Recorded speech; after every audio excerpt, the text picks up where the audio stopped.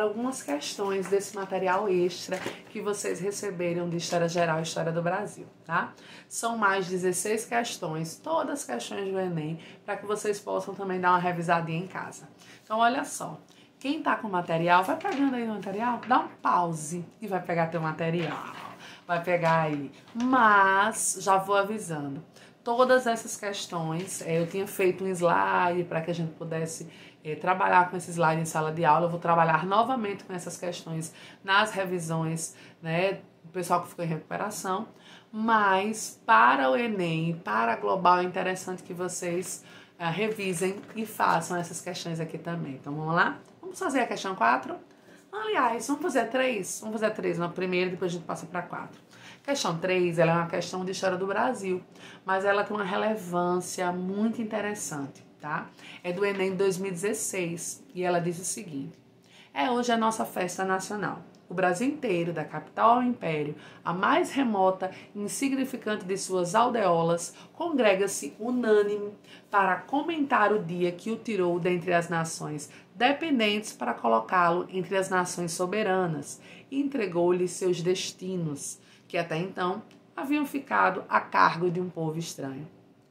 E esse texto está lá na Gazeta de Notícias de 1883, olha aí, do século XIX, que legal, né?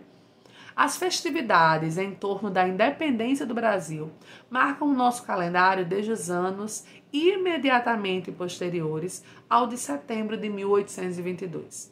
Essa comemoração está diretamente relacionada com o quê? Vamos lá. Alternativa A, a construção e manutenção de símbolos para a formação de identidade nacional. B, o domínio da elite brasileira sobre os principais cargos políticos que se efetivou logo após 1822. C, os interesses de senhores de terras que, após a independência, exigiram a abolição da escravidão.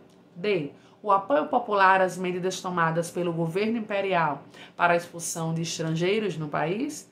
Ou letra E, a consciência da população sobre os seus direitos adquiridos posteriormente à transferência da corte para o Rio de Janeiro. Vamos lá. Então, essa questão ela está abordando a questão da festa nacional, né, que é realizada no Brasil inteiro. A festividade em torno da independência do Brasil. A independência é essa que aconteceu em 1822. E aí ele quer saber, essa comemoração está relacionada ao quê? O que significa celebrar essa festa relacionada à independência?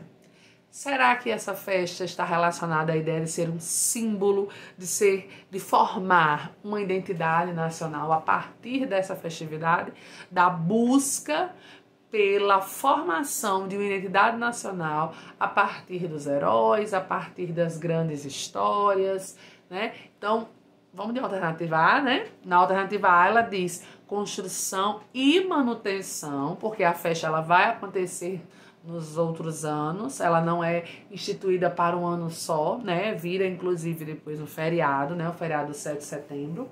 Então, a construção e manutenção de símbolos para a formação de uma identidade nacional. Então, essas festividades, desde a época do Império, até posteriormente na República, né, foram firmadas no calendário para reafirmar a ideia da identidade nacional brasileira, tá bom? Então, questão 3, letra A. Vamos para a questão 4, agora sim, questão do Enem 2010, sobre a Guerra do Paraguai. Olha aí que interessante. Para o Paraguai, portanto, essa foi uma guerra de sobrevivência. De todo modo, uma guerra contra dois gigantes estava fadada a ser um teste debilitante e severo para uma economia de base tão estreita. Solano Lopes, que era o ditador do Paraguai, precisava de uma vitória rápida e, se não conseguisse vencer rapidamente, provavelmente não venceria nunca. Esse texto está em História da América Latina, da independência até 1870, e mais especificamente o texto As Repúblicas do Prata, da independência à Guerra do Paraguai. E aí ele pergunta assim: a Guerra do Paraguai ele teve consequências políticas importantes para o Brasil.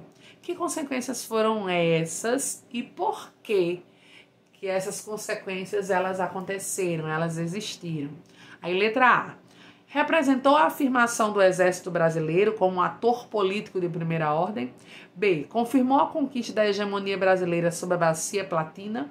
C. Concretizou a emancipação dos escravos negros. D. Incentivou a adoção de um regime constitucional monárquico. Ou E. Solucionou a crise financeira em razão das indenizações recebidas. Então, olha só.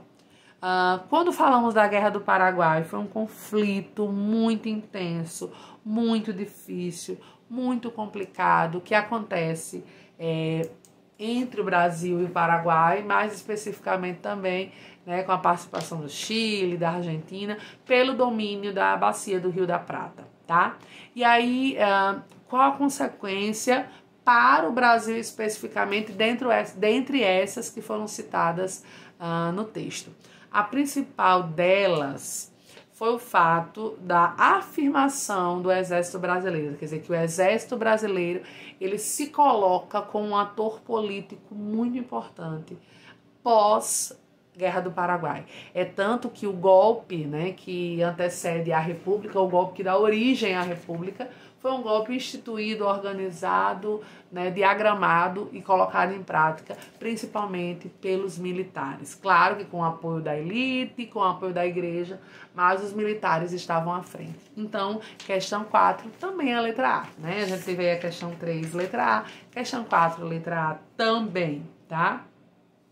Aí, olha só, nós vamos pular aqui algumas questões